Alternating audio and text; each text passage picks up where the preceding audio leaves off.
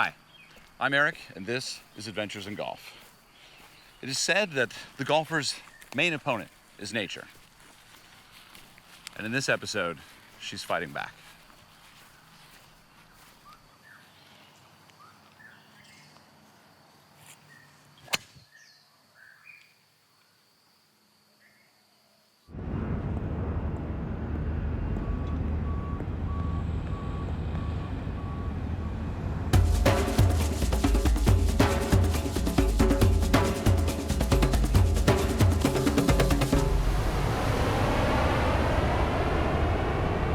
Welcome aboard.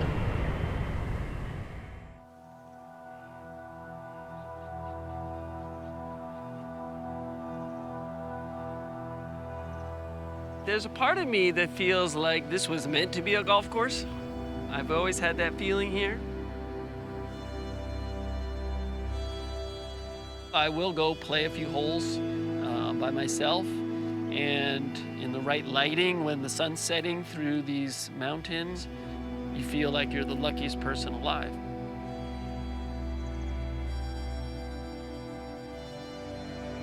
There is an element where, nature wants to take it back. And so there's like a yin and a yang. And that's where my role is. I'm like that center, trying to find that balance between nature and the golf course. Because if nature does take it back, the golf course will be lost forever. And so that's my job, to stop that. In 1987, a Japanese investment company hired architects Dick Nugent and Jack Tudhill to design Ko'olau Golf Club. Their mission? To build a world-class golf course inside of a 242-acre nature conservancy at the foot of the Ko'olau Mountains in Oahu. After opening in 1992, it would go on to rank as a top 100 public golf course. But it would also pick up a very different distinction as one of the most difficult courses in the world. This is no longer that golf course. So this is the 15th green right here. How long did the back nine go without any care? About 2 years. Yeah, you can't really putt on that. Yeah, I don't think so. This is Les Jeremiah, the current superintendent at Ko'olau, and he's giving us our first look around the course. A course that has been closed to the public since 2020. Why did the course close? They had been through so many people trying to operate this place and be profitable. And no one has been able to do that. When the course was built, Japanese investment in Hawaii was at an all-time high. There was talk of million-dollar memberships and lavish events to be held at the $20 million clubhouse. But in the early 90s, the Japanese economic bubble burst, which forced Ko'olau to be opened as a public course. Coupled with punishing rainfall and a 162 slope rating, more on that later, the course was sent into foreclosure just 2 years after it opened. There's a part of it that probably is not marketable to, your average golfer. If you're just starting, or you're a 20 handicapper, 15, 20 handicapper, you got to bring at least 25, 50 balls with you. It's one of those things they need to get in as an experience, but it's not one of those courses where they go, man, I want to play it again. Next to own the course was a Hong Kong investment group that was able to keep the course going by focusing on marketing, local charity tournaments, and a successful restaurant and catering business. But the demands of course upkeep continued, and in 2006, they jumped to the chance to sell to the current owner. The First Presbyterian Church of Honolulu. In what was one of the strangest sales of its kind, First Presbyterian became the first and only church in the world to own a golf course. But unfortunately, it wasn't so that the congregation could quickly jump out for 9 after Sunday service. This sale gave them the 110,000 square foot clubhouse and 365 parking spaces needed for their growing congregation, leaving the course as an afterthought. So much so that the tee times were actually reduced on Sundays to create more parking for worshipers. And if the third time was the charm for the owners, it would be twice that for finding someone to run the golf course. Mostly due to the cost of maintenance, no one lasted very long. The rain is oh my God, we get like anywhere from 75 to over 125 inches of rain here. So this is a very high maintenance facility if you want to drive the quality to a different level. So we're doing things a bit differently here. Like we've grown out the bunkers, so there's no sand traps to maintain other than the turf on the faces. We've shrunk the greens down a bit to reduce the square footage. So On the front nine. On the front nine. To keep costs down, only the front nine receives any detailed maintenance. The back nine gets just enough mowing to keep the shape of a golf course. It's overgrown and wild, with encroaching borders. All part of a strategy the latest course operator hopes will keep Ko'olau from disappearing altogether. What is KMR? What is this school of golf here? This is Kevin's initials. Kevin is the owner-operator of the KMR School of Golf. For an annual fee, you can become a member, and you can have unlimited range balls, and you can play on the front nine anytime you want. And then he offers, for an additional fee, lessons on the driving range or as you play. He used to be a golf professional years ago out of Wildlife. So he is a pretty well-known golf professional in the islands, and he's taught a lot of great players. Seems kind of crazy to leave such an important position to come out here. Yeah, I think that one you need to ask Kevin about. I think I'm a little bit of an outcast amongst teaching pros and golf professionals in general. Why would you leave what's probably one of the best teaching gigs, not only on the islands, but I mean, you're teaching at a PGA Tour golf course. I started to teach these really special, talented junior golfers, and they started to win the big events, local events here in Hawaii. And I became the Golf Digest best teacher of the state. And so all of a sudden now I have a tremendous amount of demand, and I couldn't control my lesson rate. That was controlled by the club. I mean, I gave 2,000 lessons a year at YLI, which is outrageous. I might have been the most busy teacher in the world. Okay, 2 fingers, give it some whip.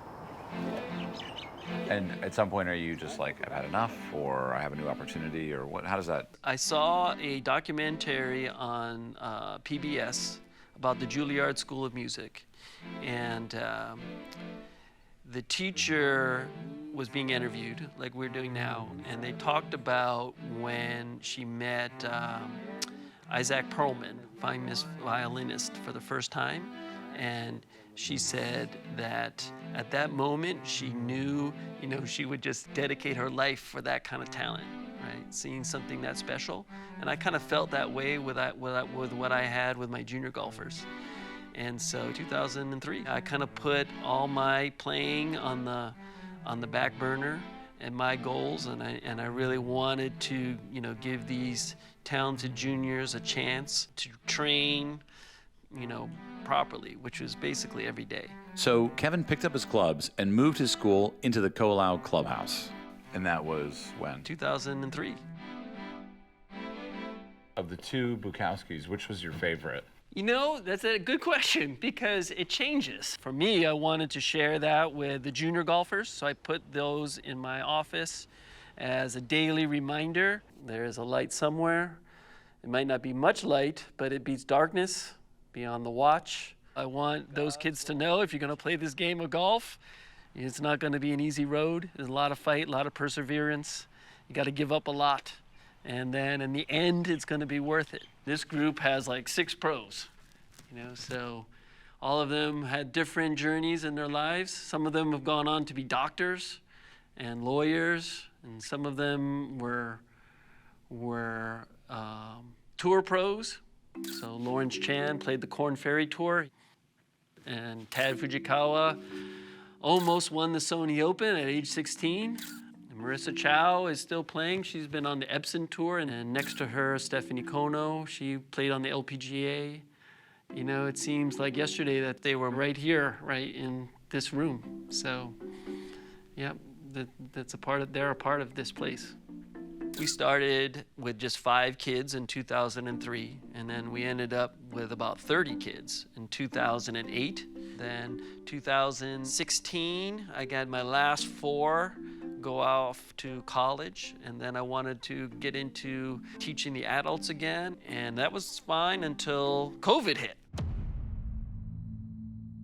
The economic downturn of 2020 would prove to be too much for the hospitality group running the course, and just 3 years into a 10-year lease, they terminated their contract. Without an operator once more, the church announced that on September 30th, 2020, the course would be permanently closed. So I have to now work with the church, and basically they said, well, we're happy with you. You can stay here and, you know, and do your thing until we decide what we're going to do. And so I said, all right. And now I'm going to be a golf course operator and make it an amenity to the golf school. And here I am. Have you ever heard of anything like this? No, I haven't heard anything like this. And you've been soaking in golf for decades. Yeah. Oh, yeah.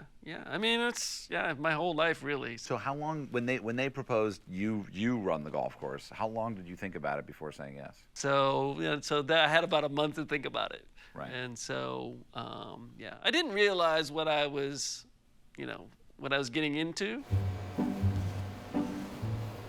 It's a very small operation that we have here. We got a couple of walk mowers, a couple of zero-turn rotary mowers that we use. I had to buy a lot of equipment, mowers, and, pretty much everything. Flag sticks, hole cutters, tee markers. A full 18-hole course would have twice as much stuff, or 3 times? Yeah. I thought, well, we just mow it, fertilize the greens, everything will be fine, right? It doesn't have to be wildlife, right? It just has to be, decent. How many hours of your week does Ko'olau take of yours? Right now, I'm in a part-time capacity here. So I'm contracted to do around 16 to 20 hours a week here. So, which is fine for this size of an operation. Just to make it decent, it takes a lot of effort, a lot of people, a lot of equipment, a lot of expertise. I've come from some real top-notch operations, and so this is a bit of a step back, but that's what makes this one fun. We've had one challenge after another, just with getting the irrigation system working, getting the water back on the greens, right? Yeah. Simple things like this, they took weeks and weeks of problem solving. It's a very limited budget at the moment, but we're working to build it up. As we can increase in membership, we do have plans to increase the maintenance budget here.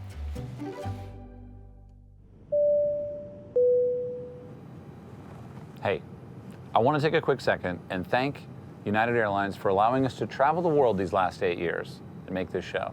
It's truly been an adventure. So for your next adventure, consider booking your trip on the airline with more international destinations than any other on United.com. Kevin is definitely not your average course operator, but he's not your average golfer either. Pretty much all my life, golf has been sort of my spirituality. I got into yoga because I wanted to prepare myself for the Champions Tour and get flexible and strong and balanced. And then having this connection to the mind, the body, the breath, this has all helped me a lot.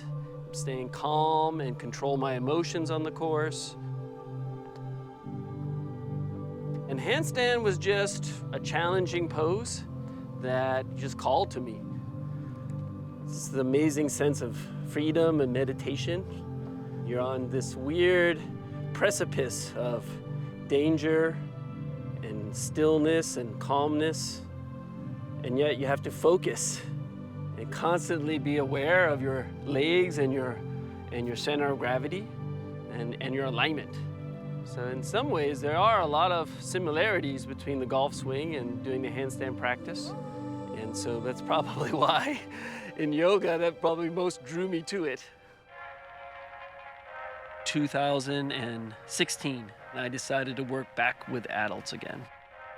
I had to get away from junior golf because at any given moment, the parent can pull the plug and I never see that child again. And I've spent 6 days a week with that child for 6 years, and then all of a sudden they're gone. That's tough. It's like, that's real loss. So I became a yoga teacher to learn more about the anatomy and how to make people more flexible so that they could learn the golf swing that I teach. You're barefoot out here on the range. Yeah, oh yeah.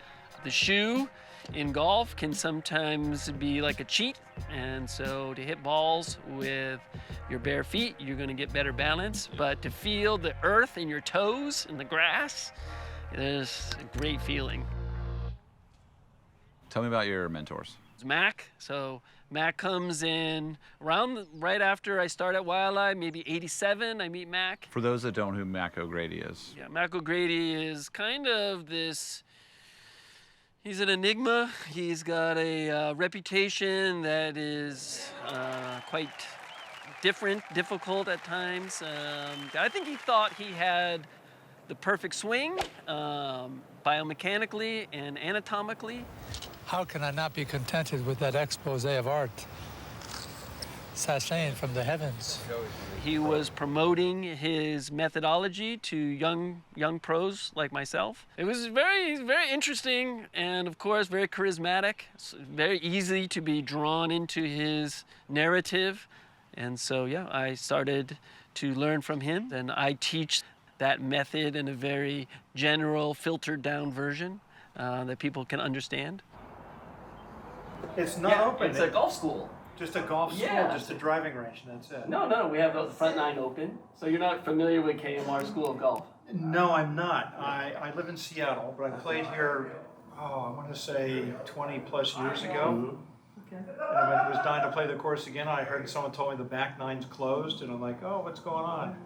We took it over. So Oh. now the front nine is an amenity to the golf school. So you join the golf school, it's a membership, 1 year, and then you can play as much golf as you like. The front nine only? Yes, front nine. Well, thank you. It's good to know. All right. Thanks. All right, you're welcome. I'd probably join you, but I'm only here for 3 weeks. All right. So, like, are you surprised that the course isn't operational anymore? Yeah. I'm kind of disappointed. I wanted to get out here and maybe play it again. I grew up on the East Coast. My father was a member of Pine Valley. Okay. Has a slope rating of 150, and I said, well, I got to play a course that's a 160 slope. And so I had to play it then, and that's what brought me back here. This one has a very interesting history because it was rated at a 162. This is Zeke Schmoose, the Director of Golf and Slope Ratings for the Hawaii State Golf Association. In the beginning, they had a lot of number crunching that they had to do. So when they finished the rating, they came up with a 162 rating, let the golf course know that that was their rating. When they started looking into the slope, they couldn't find 162. 155 was the highest. So they called back to the USGA and spoke to the guy who developed the system, a guy by the name of Dean Knuth. And he said, well, it's mathematically impossible to get there. So he came out here and re-rated the course, and it dropped to 155. In its simplest form, ratings agents test what a scratch and bogey golfer would score on the same course. The slope rating is based on a comparison between both of them. There's some multiplying involved, but the theoretical minimum slope rating would be a 55 for the easiest course, and the hardest would sit at 155. Was it easy to believe that this is the hardest course in the world? Yes. So where are we going? We're going to number 6. Wow, I can see why you like this green. That's your landing zone from the tee. And you got to hit over. Now, there's a lot of guys they just won't be, or women won't be able to make that shot. I mean, that's what, at the minimum, if you That's hit a goal-on. perfect drive, it's 180 in. That's Kolam. Yeah. So that's what makes Kolam special and branded the toughest course in the nation. I mean, do you think this course was just too hard and that's why it closed? There is no question to that. Anybody that wants to play this just wants to play it to say, I played the toughest course in Hawaii. That's it. All right, well, let's play a hole and See how it goes.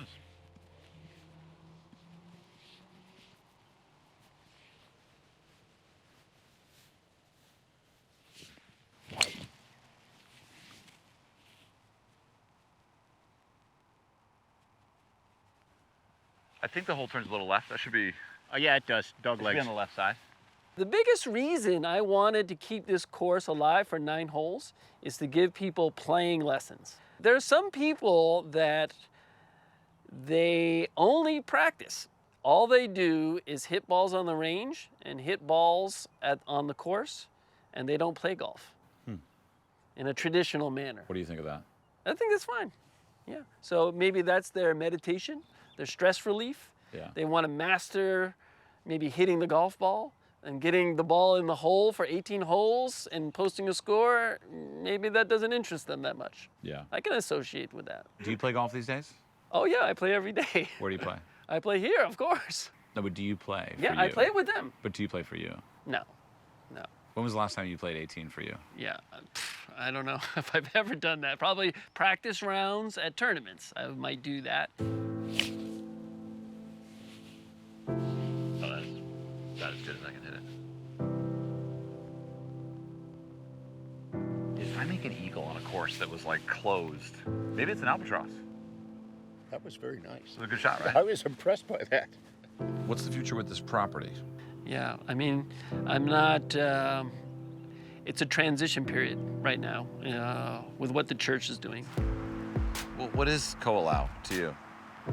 Seeing what it was in the, during its peak time and then seeing it now, it's kind of like in hiatus, but we're hopeful one day that there'll be someone with a vision to come in and rescue us. But in the meantime, we need to shoot for a profitable operation. Lessons, free range balls, and unlimited golf for $1,500 Yeah. a year, $100 and something a month. Yeah. Yeah, why doesn't everyone join? Yeah, well, yeah. I mean, that really is the question. I mean, what would you say the quality of the course is? Well, again, I try to make sure people realize that, it's a practice course. And it's a little rough, it's a little rustic. It has a naturalistic feel, which I think which a lot of people like. We're not like overly manicured, and with Les's help, we've revived it quite a bit. When was the last time you walked around over here?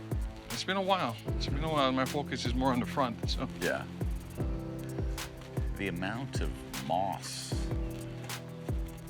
Yeah, like I said, you get anywhere from 75 to 125 inches of rain plus, so. And it doesn't dry out, it stays shaded, Yeah. so.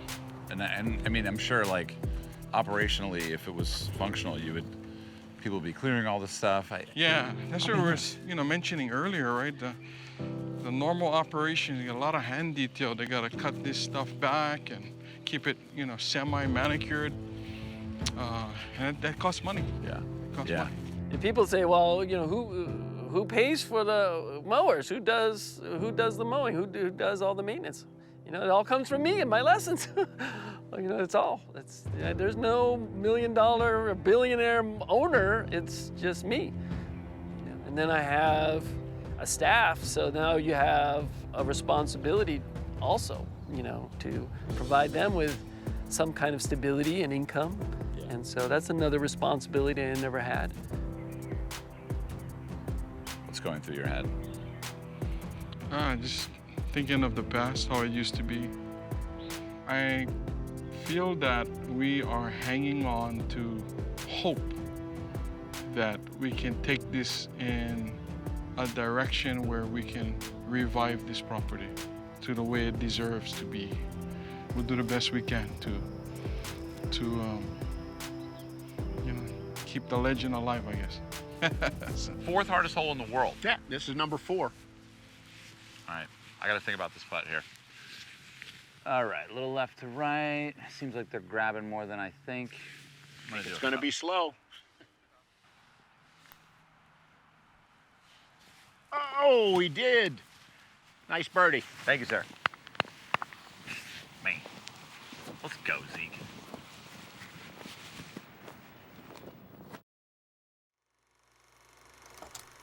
We used to think that golf was a game for stuffy old dudes with Argyle pants, or that golf courses were just a great place to make out. But over the years, we found that golf is actually an adventure, whether you play in your backyard or thousands of miles away. So when we set out to make a club, we didn't look around at what everyone else was doing. We made it for us, for everyone. Join Random Golf Club for events, tournaments, and golf course benefits in your area.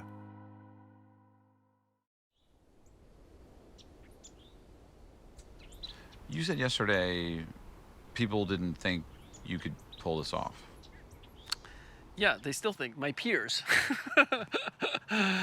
You know. Do you think you can do it? I think I've already done it. I mean, I've already been here 3 years, and it's only getting better. So using the golf course as an amenity to the golf school and creating memberships. I could have easily just taken another teaching pro job somewhere else. So there's no part of you that just wished it was different? I mean, I wouldn't consider myself like, you know, the king of a kingdom, but it's just me. Yeah. So my vision can really, you know, come through. I don't have an excuse. Royal Hawaiian's next door. That's fine. Why are they fine? What's the difference in the business model? I think they're struggling too. Curious, we traveled just 5 miles down the road to the Royal Hawaiian Golf Club to see it for ourselves. So when did this course open? It opened up in 1993, redesigned by Greg Norman, and Pete Dye originally designed the course. So opened a year after Ko'olau? Correct, yes. Mm-hmm.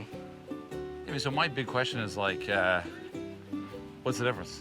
Why is one now, you know, like a crazy garden that you can't do anything on, and the other is a beautiful golf course that people pay a lot of money to play? So where the courses are located, between the two mountain ranges, as you can see, the clouds just hang, and rain is a big issue out here. Okay.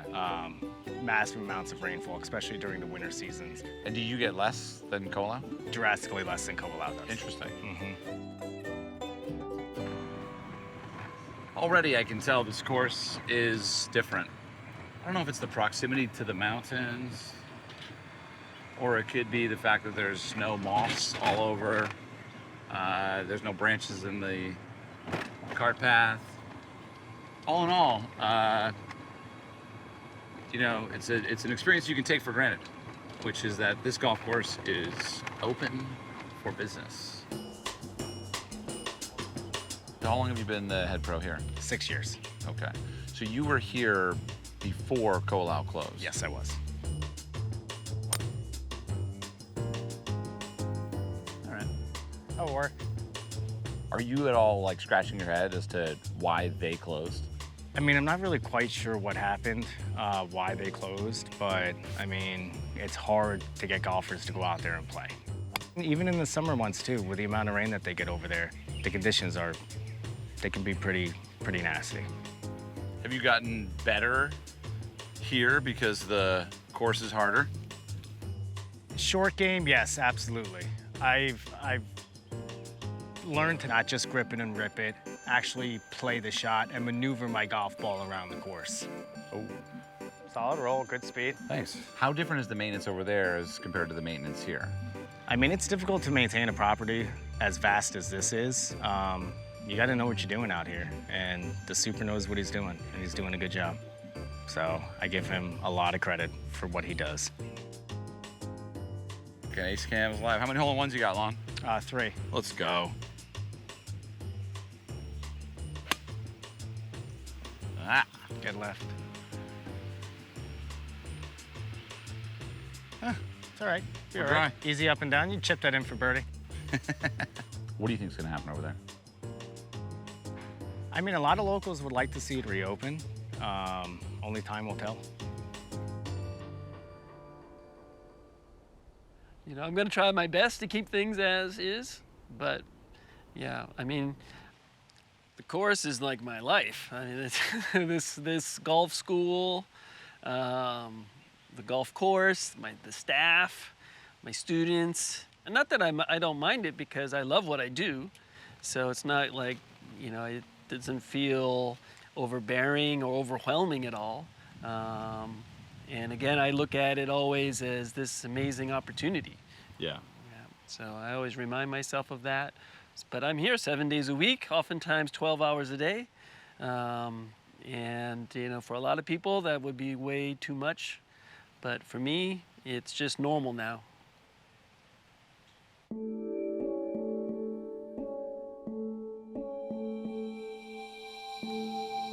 No matter what happens to Ko'olau, I know one thing's for sure. This could be my last chance to ever play the back nine, and I'm not missing it.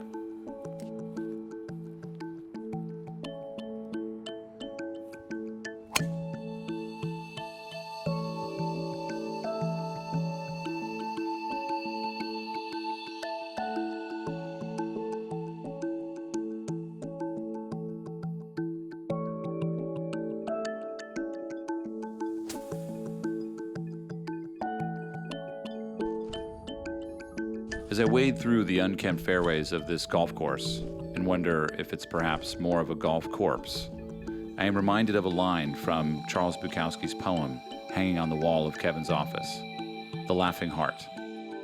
You can't beat death, but you can beat death in life, sometimes. Your life is your life. Know it while you have it. You are marvelous. The gods wait to delight in you.